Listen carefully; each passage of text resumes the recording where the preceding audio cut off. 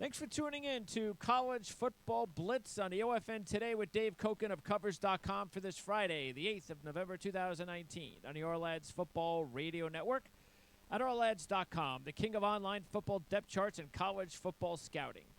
College Football Blitz is brought to you in part by Covers.com, the most convenient and entertaining source for sports news and facts with over 45 million visits a year. Make sure to visit Covers Experts at experts.covers.com, and you can take 50% off any purchase by using the promo code PRIME50.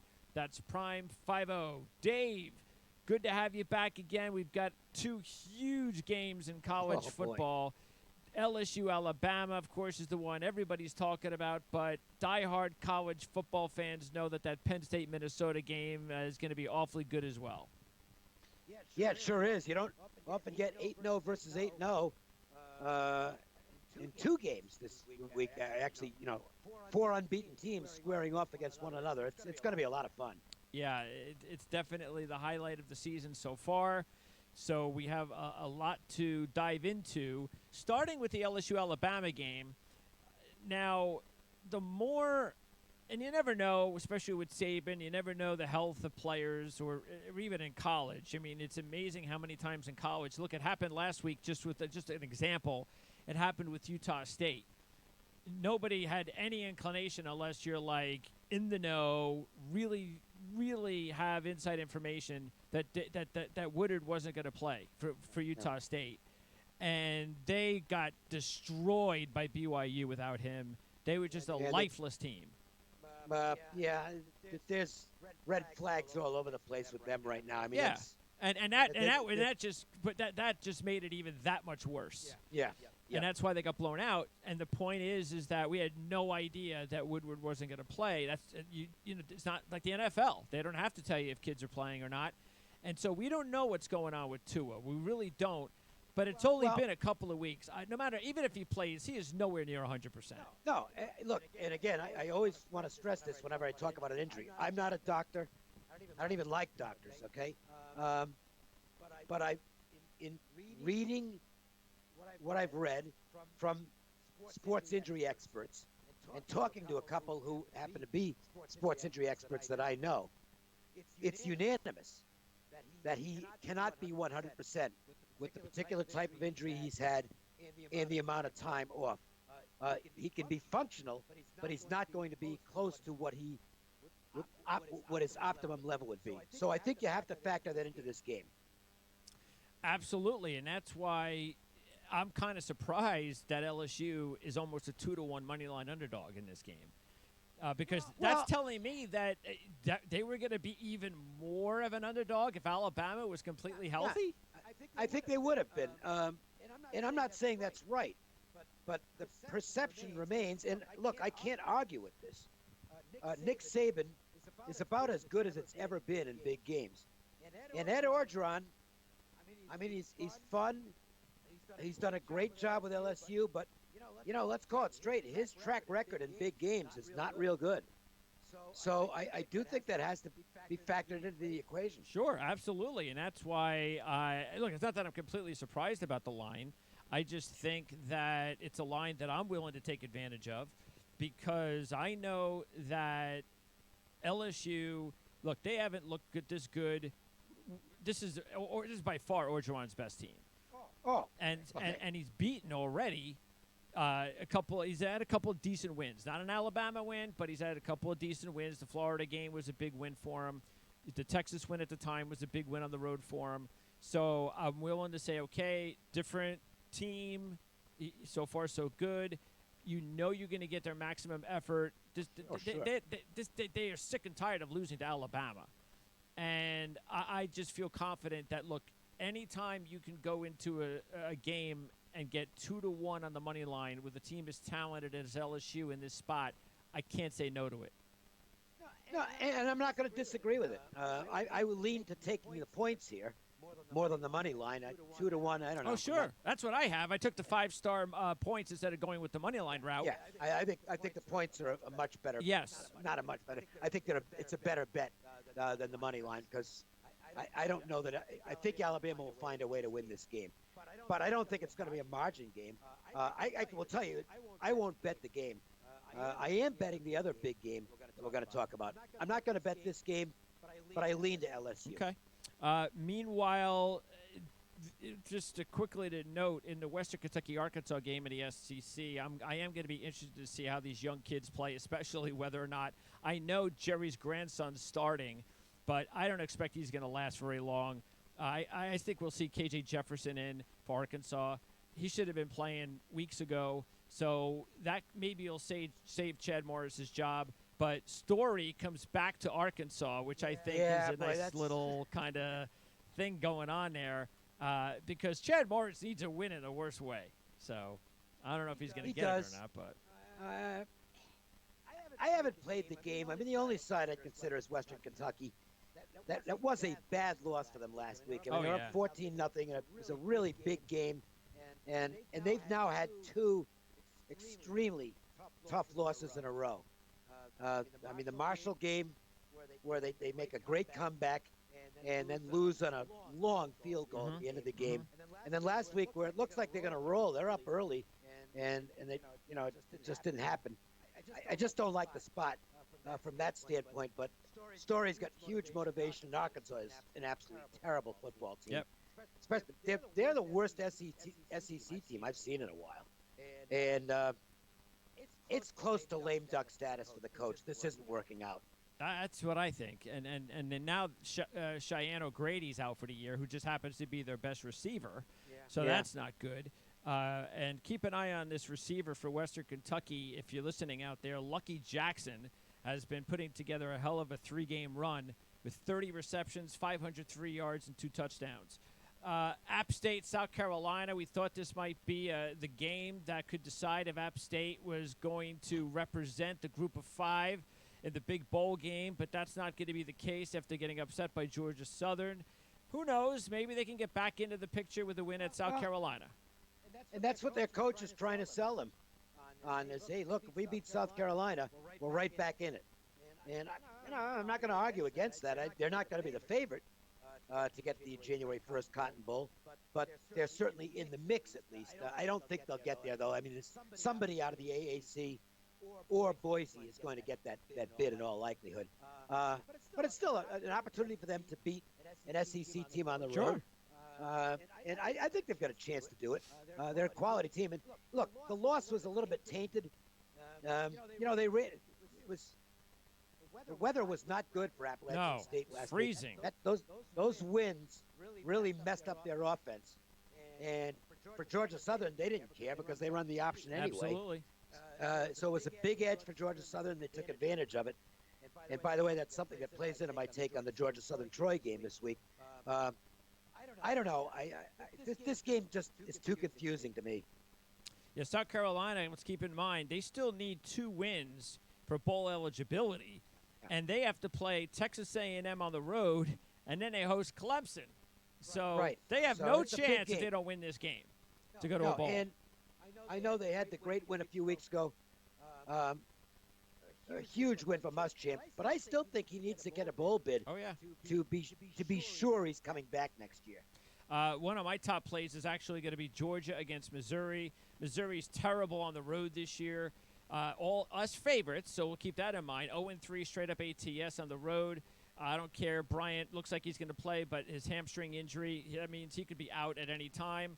Georgia, love the fact that they showed just like what I was hoping to get from them after their first loss, which was we're going to go out there and we're going to play our best football of the year. That's what they did the last couple of years after their first loss. So they beat Florida, and they are 8-1 straight up ATS the last 2 years after losing for the first time in the season.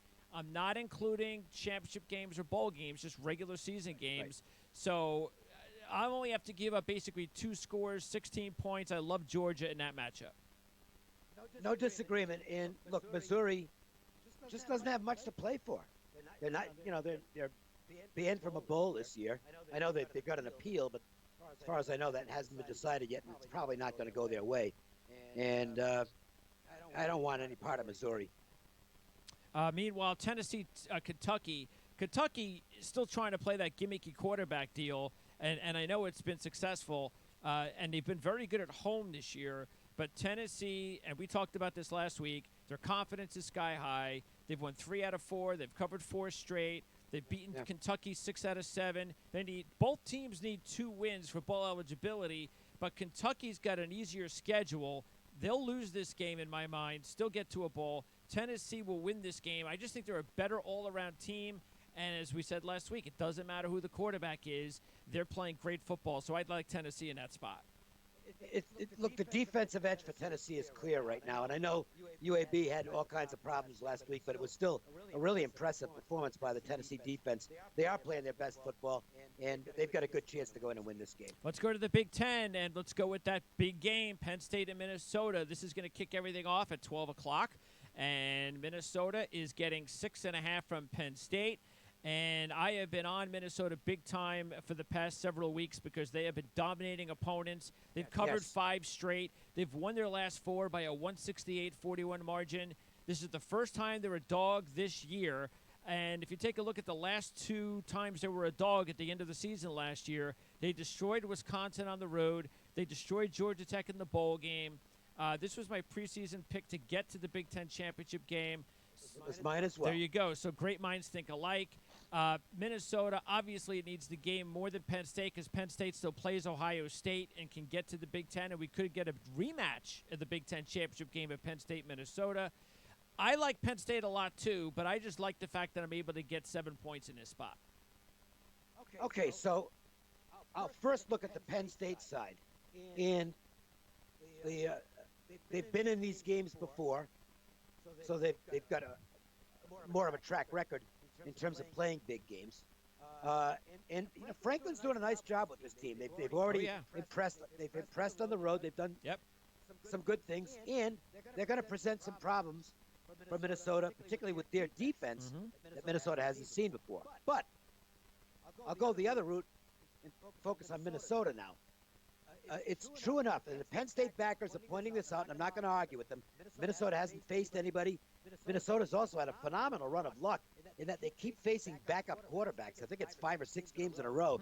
They ended up facing the backup quarterback because the starter couldn't go or the starter got hurt in the game. So, yeah, I mean, Minnesota has accomplished their 8-0 against very little. However, they are killing the opposition. Absolutely. Okay, they're outgaining their Big Ten opponents so far by over 200 yards per game. So granted, they haven't faced the best of competition, but they're beating them by big margins. Also, P.J. Fleck, we know he's a very motivation-oriented guy. Well, he's not going to have to do a big selling job here because Minnesota's 8-0, but they're 17th in one poll. They're 13th in the playoff poll. So they're not getting any respect. Nope. And I absolutely think that every player in that Minnesota roster is going to take the field on Saturday and say, nobody thinks we're any good. Let's go prove them wrong. I don't know if they can over 60 minutes as far as straight up is concerned, but give me a touchdown. I took +7 minus 115. I'm happy with that. I think it's going to – I'd be very surprised if they're not competitive in this game, and I would not be surprised if Minnesota wins the game. Yeah, because, look, I respect both teams. Sure. And I'm just looking at the fact that I get the home team, I get the 7 points, and a game that I could easily see Penn State winning by 3 or 4 points. Let's keep in mind that in the 2 tough games this year for Penn State, they beat Michigan by 7, drop pass end zone, might have tied the game. They beat Iowa on the road by just 5. So Minnesota's better than Iowa. There's a lot of fans out there that don't know Minnesota, and I said this a month ago on my other college football show to surprise or shock my analyst.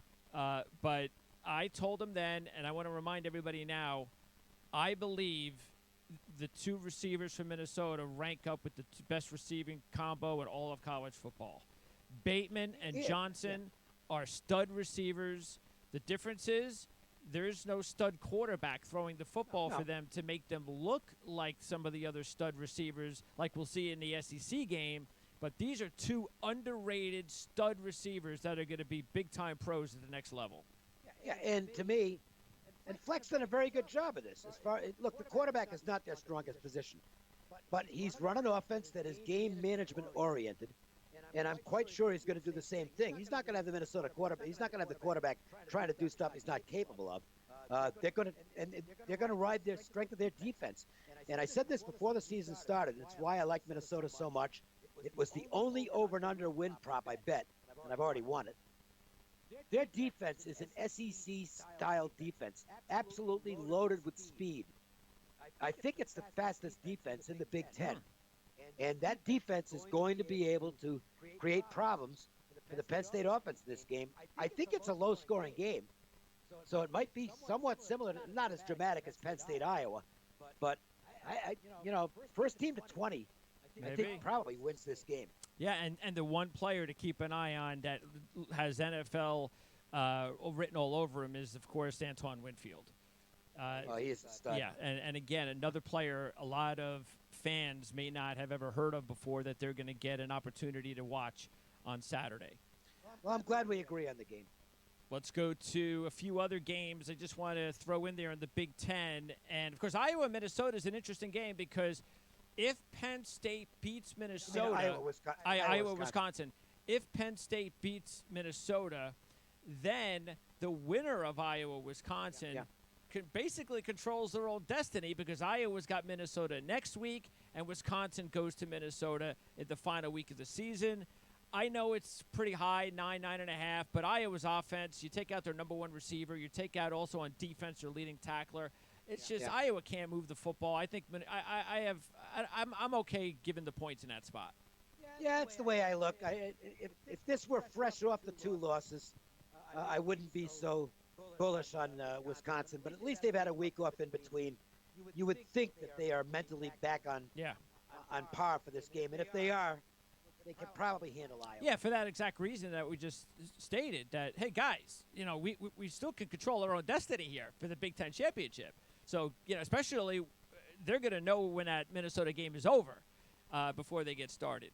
All right, and I also, a couple games I like, I'm taking Purdue against Northwestern. Northwestern can't score to save their lives. They're one of the worst offenses in college football, and it's not going to get any better because Purdue's defense has actually been playing better the last few weeks. I know they're going to have to start this walk-on Aiden O'Connell, but he led them down to that game-winning touchdown last week, so I don't care about him being a third-string quarterback. They have three freshmen playing prominent roles at Purdue, including the receiver David Bell. You got the defensive end, that five-star kid who's got 6 sacks. The running back's a freshman, Doru, and they've got a big-time tight end, Bryce Hopkins. So I like Purdue in that spot.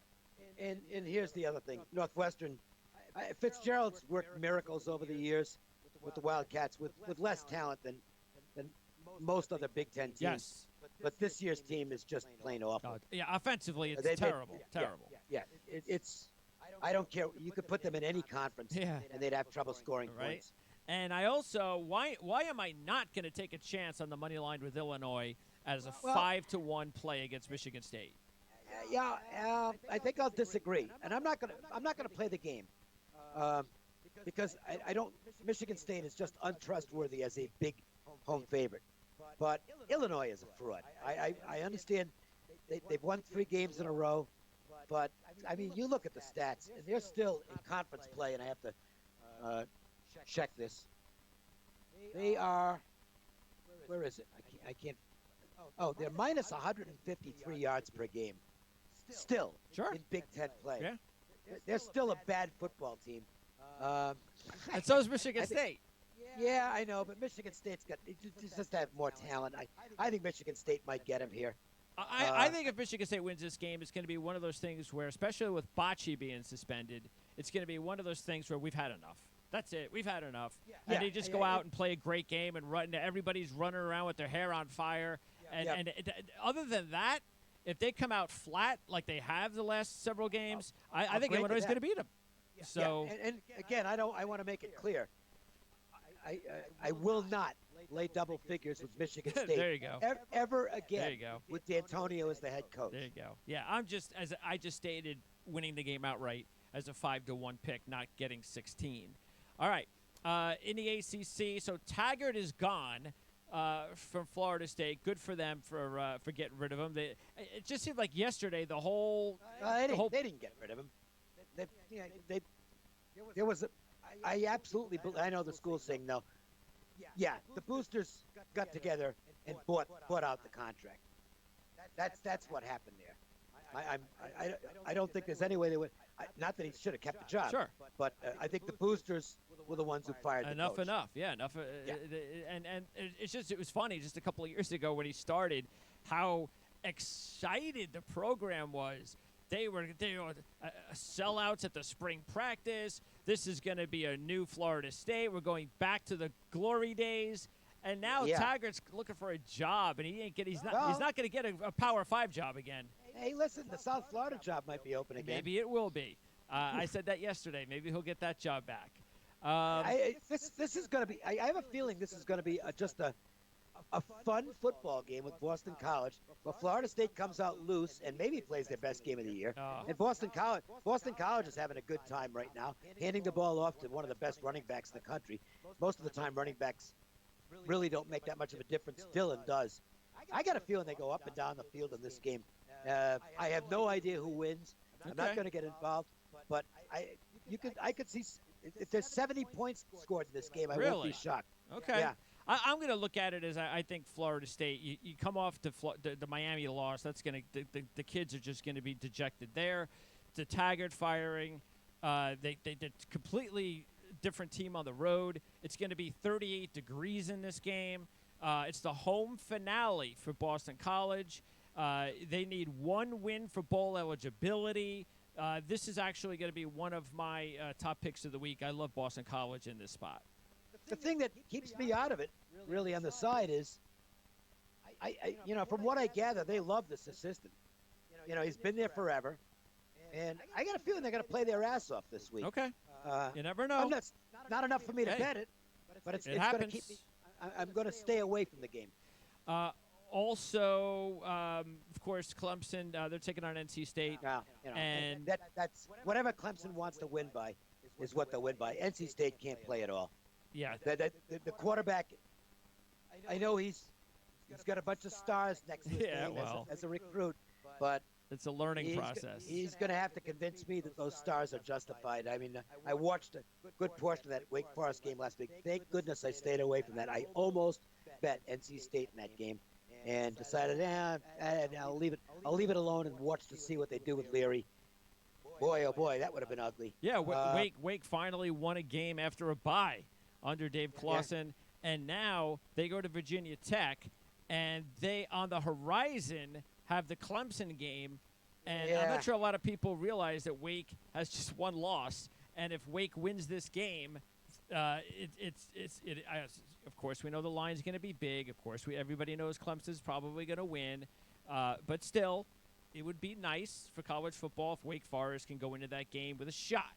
And I love what Dave Clawson's done. I'm a big Newman fan. I think he's been fantastic as a quarterback there. But I don't know. Still not completely healthy, though. That's true. And that's a worry because what is it, Hampton, I believe, is the backup. It's a big drop-off. Yeah, Hartman, the freshman last year, who's not bad, but it is a drop-off. Yeah, but it is a drop-off because of the fact that the QB for Wake Forest is having a great season. He's a big kid. And he's not healthy, though. And, if he can't go the whole game, you wonder about what happens here. Virginia Tech is off a really gutty performance where they got nothing from the quarterback spot. Yep. It's misleading in a way because there was a 96-yard fumble return, and that was a 14-point swing. But it still, in the end, was a tough loss for Virginia Tech, and I'm not sure how they respond from that. Oh, it's a tough loss for me because I had Virginia Tech in the money line last week. Oh. So I was very upset at the way that they lost that game. But, yeah, we don't know how they're going to respond in this situation. But But I don't know who's playing quarterback. Well, the Patterson kid just not real good. They got quarterback issues. They do, at least it was a non-conference loss. They still have a chance. And I'm sure it'll be good for college football fans if we can get a Virginia Tech game for a chance at the Coastal, knowing Virginia finally needs to beat Virginia Tech. I'm not sure if they'll be able to do it, but that'll be drama. I actually like Louisville against Miami because of the fact that Miami, they don't play as well in the favorite spot at home. That's not their thing this year. Satterfield's done a tremendous job with Louisville. Yes. Only team to beat Wake Forest, beats Virginia. So he's done a real good job. And Bolden now out for the year for Miami. Brevin Jordan's been banged up. So I'm okay taking 7, even though I know that you like Miami. I do like Miami, but it's not on my card yet, and I don't know if I'll add it or not. I have 4 games that I'm definitely on. Okay. Miami might be the 5th.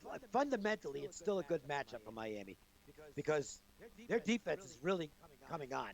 And if you can stop Louisville, even the stodgy Miami offense can score points against the Cardinals, who can't stop anybody. And I'm not buying the letdown off the Florida State game.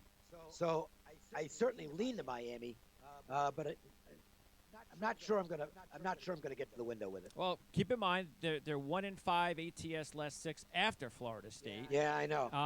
But none of those with Diaz. And they're 1-4 against the spread as a favorite this year. Yep. So that's more concerning to me. And Louisville, Satterfield's doing a great job with the team. So they're both first-year coaches, which for Satterfield, he goes into a lot of these games in a disadvantage. This is a game he doesn't. He's got more experience than Manny Diaz does as a head coach. Yeah, it's true enough. So it could be a good football game. I think it will be. So I'm looking forward to it. All right, Big 12, Baylor, a better road team than home team, which is why I like him in this spot. After TCU, they're at home against Oklahoma and Texas in back-to-back weeks. But Matt Rule, unless this team folds fast, looks like he's going to be able to get this team to the Big 12 championship game, but you better not lose this week. Well, and that's the issue for me. It's an awful lot of pressure on them here, and that worries me, to be honest with you. TCU, I don't like TCU. Okay, I don't want TCU. I don't think the quarterback is very promising, but the inexperience factor has shown. Baylor keeps finding ways to win games. I think Baylor wins, but I'm not willing to put money on it in this spot. Oh, yeah, I agree. I mean, they're more but they tend, for whatever reason, they tend to win more easily on the road. I don't know what the deal is with that, but we'll see if they can win again on the road and stay undefeated. A game that we both agree on, Kansas State at Texas. I know it's name name respectability. That's the only reason why Texas, in my mind, is a 7-point favorite in this spot. That's right. The last 3 games, Texas has lost 2. They won on a last-second field goal against Kansas. Kansas State's won their last 3 and beat Oklahoma, and yet Kansas State's getting 7. Yeah, look, I made the line Texas 3.5. Yeah, so that would have been right. There's value to begin with on Kansas State. The other aspects here also favor Kansas State. One is I think this team is really starting to buy in to the energy with the new coaching staff. They're getting better by the week. Skylar Thompson is becoming a weapon at quarterback. And on the Texas side, I mean, the scheduling dynamics might favor Texas a bit. I'll give you that. But this team had designs on winning the Big 12 and maybe even getting to the playoffs this year. That ain't going to happen. No. They're not even bowl eligible yet. They still might be able to get in because they go to Baylor in a couple of weeks. They may be able to get to the Big 12 championship game. It's possible, but I think the mojo and the momentum is just not there. No, agreed. With Texas right now. I think Kansas State's got a great chance to win this game, and I'm not saying that Texas, man for man, Texas is probably a better football team. Oh yeah, but they're not playing better than Kansas State. And I'd rather you give me a touchdown with the dog here. I'm pretty happy with that. Iowa State's getting 14 at Oklahoma. Oklahoma's at Baylor next week. And interesting, Oklahoma has covered 8 straight games when they've had a bye week after a loss. So that tells you a lot about how mentally prepared they are and well coached after they lose a game. They got a week off to prepare and get right back to it, and they found a way to do that. But Iowa State's been a very good dog in this spot, including under Campbell. Yeah, the bye week is the key to me. If this were fresh off the loss to Kansas State, I'd be all over Iowa State because, that's a dream crusher loss for Oklahoma. Okay. And they're going to need a lot of help to get to the playoffs now. But that's not the situation because they had last week off, which gives them a chance to clear their head. And now Oklahoma can go into this game looking at it and saying, hey, we need to impress the committee. And if Oklahoma has a chance to get an add-on score late in this game, that's true. they're going to do it. They're going to do it. So that worries me about taking points here. I actually would lean to Oklahoma in this game. All right, big game tonight. The Beavers, Oregon State. Jonathan Smith. It's going to be another couple of years before it's officially turned around, but I believe that this program will be turned around by Jonathan Smith. He's got some really good offensive players nobody's ever heard of, and they're taking on this Washington team. You talk about they're like even in a worse situation than Texas. At least Texas still has a shot to go to the Big 12 championship game. Washington's playing for nothing. And Oregon, Well, look, there's no question that the talent differential here is pretty big. Sure. But I mean, from a mental standpoint, it's all Oregon State. So what I do with these games, get +6 in the first half with Oregon State. I think they've got a big mental edge early. Okay. Now, the talent level might be – the differential might be great enough that Washington eventually figures it, just gets into the game and just beats them.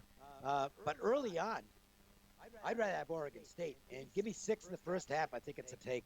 Yeah, the thing I'm worried about is just like Baylor, Oregon State's a better road team than a home team. Yeah, but tonight, but this is different. I hope so. It's I hope so. national TV.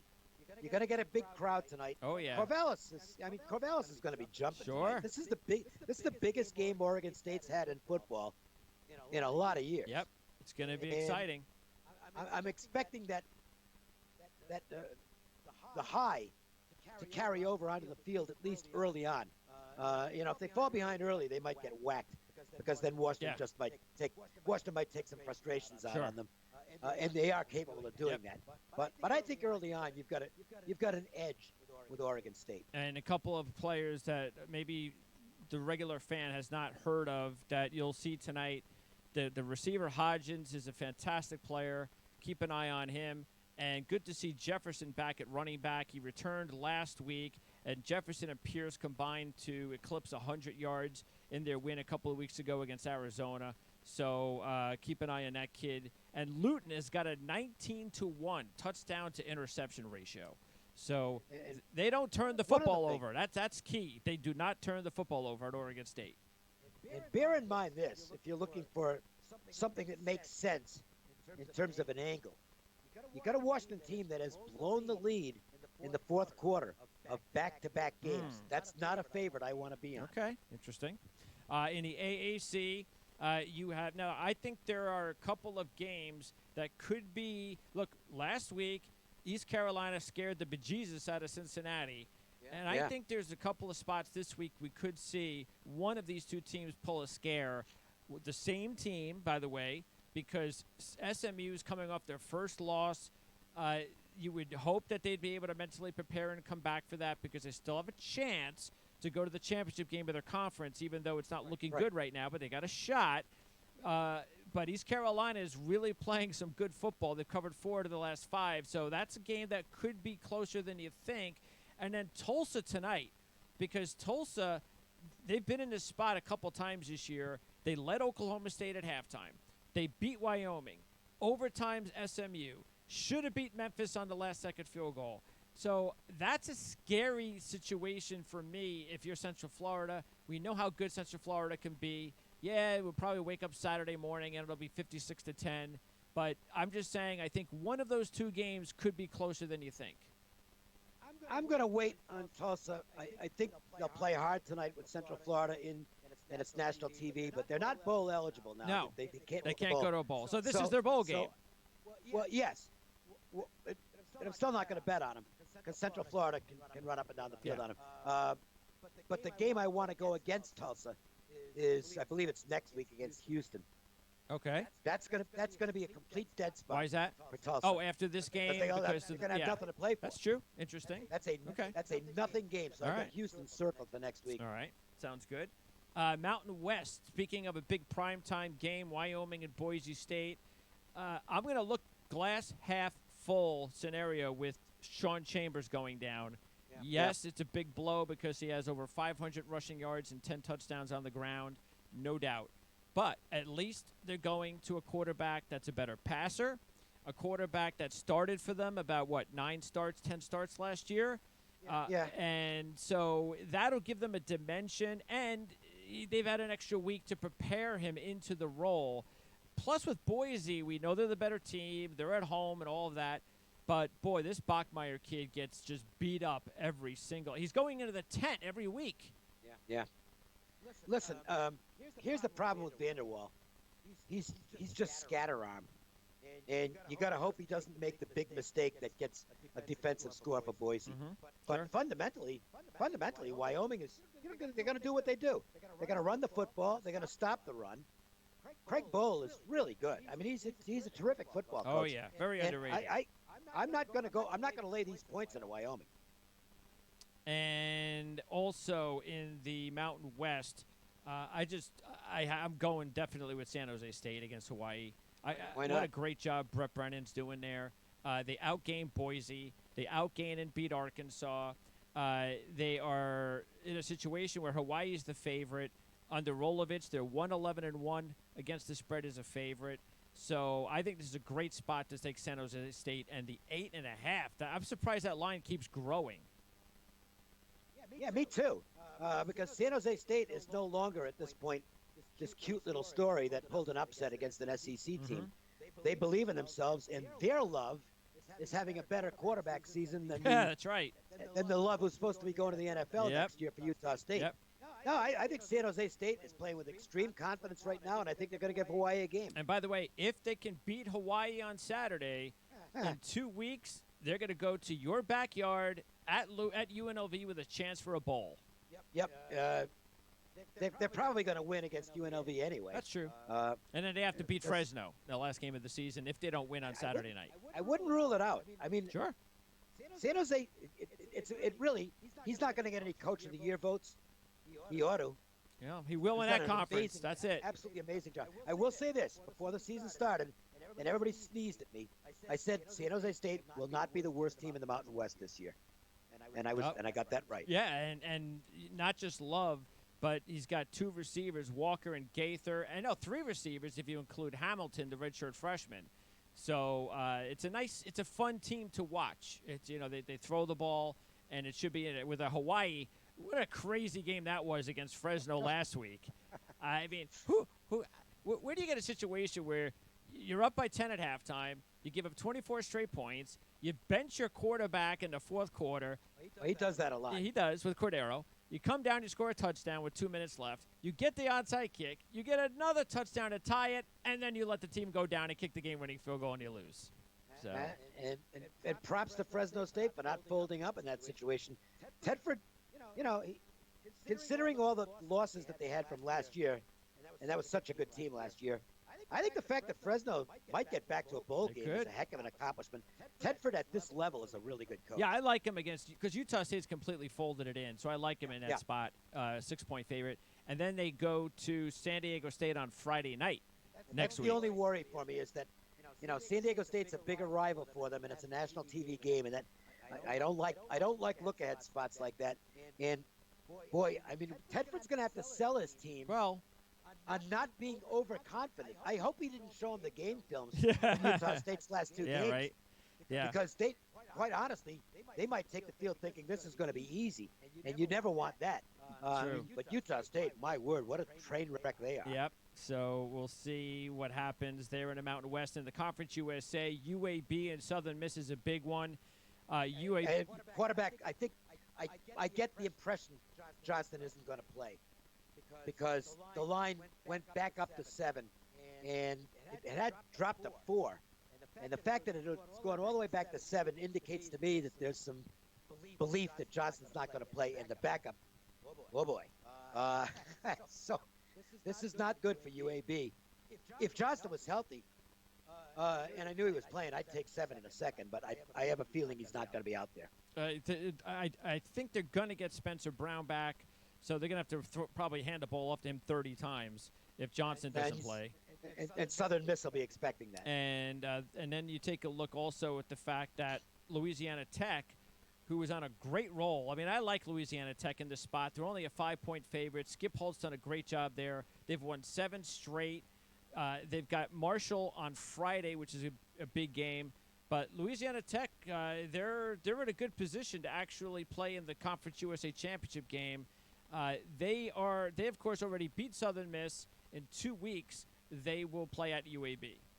Yep. And the story for this game is it's Mason Fine, who when he's on is really good for North Texas, and when he's not, he can make mistakes, and North Texas can fold up. So North Texas is one of those teams that's pretty much off my schedule.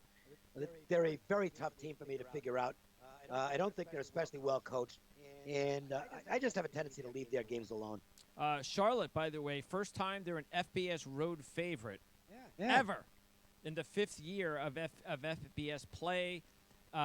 They actually can get to the first bowl too, where I'm not sure if they'd get. Just because you're bowl eligible doesn't mean they're going to get in, but they need 7. Probably. UTEP, by the way, 3-12 against the spread. Last 15 as a home dog. UTEP's in that. If there were college football drafts to get players like the NFL, you could make a case that UTEP and UMass were tanking. Yeah, right. But of course that's not the case. They just are really, really bad. UTEP is just horrendous. They're just awful. And BYU, I like them against Liberty. They're a 17-point favorite. They're coming off 639 total yards in that Utah State game. Liberty can't stop anybody. No, but boy, the spot. Ooh. I mean, they're off a couple of huge wins. They might actually get Zach Wilson back in this game. Yeah, it's possible. Although I tell you what, it didn't matter last week. Hasn't mattered. I mean, on paper, BYU can destroy Liberty, but I'm not comfortable with them here. Liberty's, a win here would absolutely guarantee Liberty a bowl bid. They're probably going to get. They don't have a tie-in, so they kind of need help if they just a qualifier. But a win here, an upset win for Liberty, and they would definitely be getting some kind of a bowl. And I worry about BYU coming off 2 huge wins for them. This is a big letdown spot for them. They're probably going to win, but I wouldn't lay 17 Yeah, here. keep in mind they're 0-2 straight up and against the spread as a favorite this year. Yeah. And then in the Sun Belt, I'm going to go with the 2 Georgia teams, Georgia Southern and Georgia State. Georgia Southern has won 4 straight, even though they have been some really tough games, double overtime. Actually, they had 2 overtime games. They had the Appalachian State game. But they are 4-0 since Wesley Kennedy has returned to the lineup. So there's no coincidence on what is turning Georgia Southern's season around. And for Troy, wow. That's a tough loss last week. They have just fell apart. They're 1-4 straight up ATS in their last 5. I kind of like Troy in the game, though. How come? Georgia Southern's coming off a national TV upset of the unbeaten team. And they had everything working for them in that game. The weather conditions were extremely favorable for them because they don't throw the ball anyway. And Appalachian State has a more diverse offense, and I thought Appalachian State really got hurt by the cold and wind in that game. Also, if you just look at the conference stats, Troy's actually a little better than Georgia Southern. Now the question is, can Troy bounce back from a very bad loss last week where, it looks like they're going to win the game, and then they give up a touchdown. They still look like they're going to win the game on a missed 2-point conversion, but they get called for pass interference, and then the next play the guy just walks in, and they lose the game. So they've got to mentally put that behind them. But I don't know, Troy plus 3 at home is inviting to me. And I think statistically it's not bad. And on my power ratings, I've got this game basically a toss-up. We'll see. Georgia Southern is certainly coming on, but I'm not really buying what they did last week. Yeah, and I'll tell you right now, no matter what Troy does in this, they're not going to a bowl this year because they're going to take on Louisiana and App State to end the season. Well, this is their last chance. Yeah. Let's put it that way.